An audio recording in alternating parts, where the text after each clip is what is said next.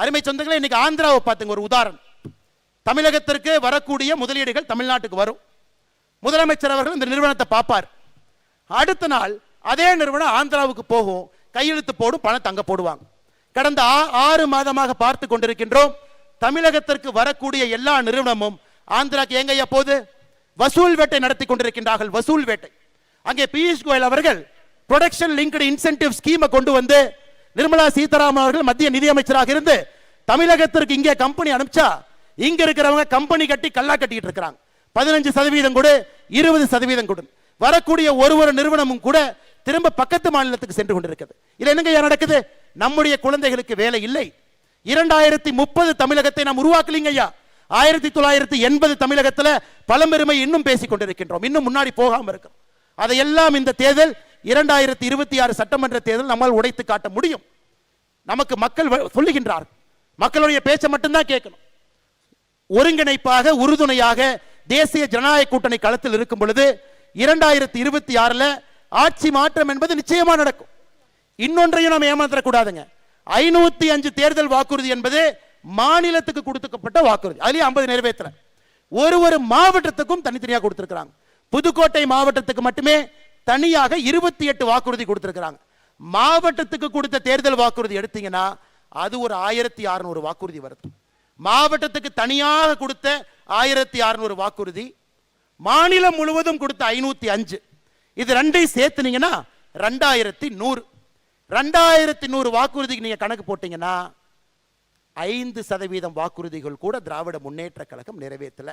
எவ்வளவு தெளிவா இருக்காங்கன்னா, டிஎம்கே வெப்சைட்ல மாவட்டம் வாரியாக கொடுக்கப்பட்ட வாக்குறுதிகளை போன மாசமே நீக்கிட்டாங்க. போன மாதமே டிஎம்கே வெப்சைட்ல இருந்த மாவட்ட வாரியான வாக்குறுதிகள் நீக்கிவிட்டார்கள். அருமை சொந்தங்களே, ஒரு உதாரணத்தை படிக்கிறேன். நம்முடைய புதுக்கோட்டை மாவட்டம் மட்டும் பாருங்க. புதுக்கோட்டை மாவட்டத்திற்கு திராவிட முன்னேற்ற கழகத்தினுடைய வாக்குறுதி, புதுக்கோட்டை புறவழிச்சாலையிலே புதிய ஒருங்கிணைப்பட்ட பேருந்து நிலையம் கட்டப்படும். என்னாச்சுங்க? கட்டினாங்களா? இல்லை. புதுக்கோட்டையிலே கால்நடை மருத்துவக் கல்லூரி தொடங்கப்படும். தொடங்கியாச்சுங்களா? இல்லை. புதுக்கோட்டை, கந்தர்வக்கோட்டை, ஆதனக்கோட்டை, ஆலங்குடியில முந்திரி பதப்படுத்தும் தொழிற்சாலைகள் அமைக்க ஆவண செய்யப்படும். பண்ணாங்களா? இல்லை. ஆலங்குடி கீரமங்கலத்தில் நறுமண தொழிற்சாலைகளை கொண்டு வந்தாங்களா? இல்லை. புதுக்கோட்டை மாவட்டத்தினுடைய தேர்தல் வாக்குறுதியை மட்டும் உங்க முன்னாடி நான் படிக்கின்றேன். அதையே செய்யல. 28 வாக்குறுதி 3 செஞ்சிருக்கிறாங்க. இதுல 25 செய்யல. 505ல 50 செஞ்சிருக்கிறாங்க. 455 செய்யல. இதையெல்லாம் மக்களிடம் சொல்ல வேண்டும். பெரிய மாற்றத்திற்கு அச்சாரம் இடணும். நம்முடைய அமித்ஷாஜி அவர்கள் அடிக்கடி சொல்லுகின்றார், 3/2 பங்கு எம்எல்ஏக்களை தேசிய ஜனநாயக கூட்டணி இங்கே பெறும் என்கின்ற உறுதி வார்த்தையை தொடர்ந்து சொல்றாங்க. 3/2 பங்கு. இன்னைக்கு இந்த யாத்திரையை பார்த்து விட்டு அமித்ஷாஜி அவர்கள் 3/2 பங்குக்கு மேலதான் நமக்கு சட்டமன்ற உறுப்பினர்கள் கிடைப்பார்கள் என்கின்ற நம்பிக்கை வார்த்தையை நிச்சயமாக அளிப்பார்கள் என்கிற நம்பிக்கை எனக்கு இருக்கு. கடைசியாங்க ஐயா, ஆமா, தமிழ்நாடு 1ஆம் நம்பர்ல இருக்குதுங்க ஐயா. இதுல 1ஆம் நம்பர்ல இருக்கு.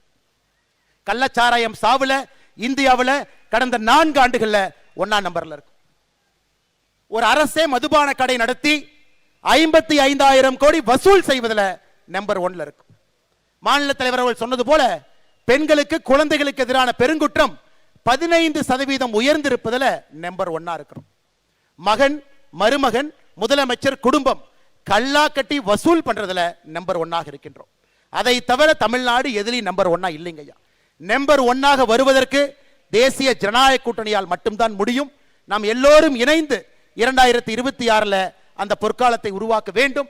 அதனால் அரசு ஊழியர்களாக இருக்கட்டும், காவல்துறை நண்பர்களாக இருக்கட்டும், சாதாரண பொதுமக்களாக இருக்கட்டும், உங்களுடைய வலிக்கெல்லாம் ஒரே ஒரு மருந்து மட்டும்தான். அந்த மருந்தினுடைய பெயர் தேசிய ஜனநாயக கூட்டணி. 2026 சட்டமன்ற தேர்தலில் அந்த மருந்தை மட்டும் நீங்க வாங்குங்க.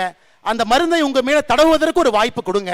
நிச்சயமாக ஒரு பெரிய மாற்றத்தை நாம் செயல்படுத்தி காட்டுவோம் என்று சொல்லி மறுபடியும் வெற்றிகரமாக இந்த யாத்திரை நடத்தி காட்டிக் கொண்டிருக்கக்கூடிய மாநில தலைவர் அண்ணன் நயினார் நாகேந்திரன் அவர்களுக்கும், இந்த மாவட்டத்தினுடைய தலைவராக இருக்கக்கூடிய சகோதரர் ராமச்சந்திரன் அவர்களுக்கும், மேடையின் மீது இருக்கக்கூடிய எல்லா தலைவர்களுக்கும், டெல்லியிலிருந்து நமக்காக வந்திருக்கக்கூடிய நம்முடைய அருமை ஐயா அமித்ஷாஜி அவர்களுக்கும், தேர்தல் பொறுப்பாளர்களுக்கும், பத்திரிகை நண்பர்களுக்கும் நன்றி கலந்து என்னுடைய வாழ்த்துக்களை, வணக்கங்களை தெரிவித்து புத்தாண்டு நல்வாழ்த்துக்களையும் தெரிவித்து என்னுடைய உரையை முடித்துக் கொள்கின்றேன். நன்றி, வணக்கம்.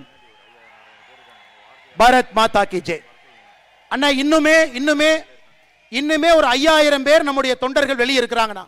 காவல்துறை நண்பர்களுக்கு என்னுடைய அன்பான வேண்டுகோள், அவங்க எல்லாம் கிராமத்திலிருந்து கஷ்டப்பட்டு இங்க பார்க்க வந்திருக்கிறாங்க. தலைவரை பார்ப்பதற்காக, அமித்ஷாஜி அவர்களை பார்ப்பதற்காக வந்திருக்கிறாங்க. ஐயா பின்னாடி தயவு செஞ்சு பேரிகேடை கொஞ்சம் நீக்கி விட்டு எல்லோரையும் பார்ப்பதற்கு ஒரு வாய்ப்பு கொடுங்க ஐயா. இவ்வளவு தூரம் வந்துட்டு அவங்க அந்த யாத்திரையை பங்கு பெறாமல் போனாங்கன்னா பெரும் குற்றமாகிவிடும். அதனால தயவு செய்து காவல்துறை நண்பர்களுக்கு அன்பான வேண்டுகோள், அந்த பின்னாடி இருக்கிற பேரிகேட்லாம் நீக்கி எல்லோரையும் உள்ளே வருவதற்கு நீங்கள் வழிவகை செய்ய வேண்டும் என்று சொல்லி, நம்முடைய தொண்டர்கள் அமைதியாக உங்களோட இருக்கையிலே அமர வேண்டும் என்று சொல்லி வாய்ப்பு கொடுத்த நல்ல உள்ளங்களுக்கு என்னுடைய நன்றியை தெரிவித்துக் கொள்கின்றேன். நன்றி, வணக்கம். பாரத் மாதா கி ஜெய்.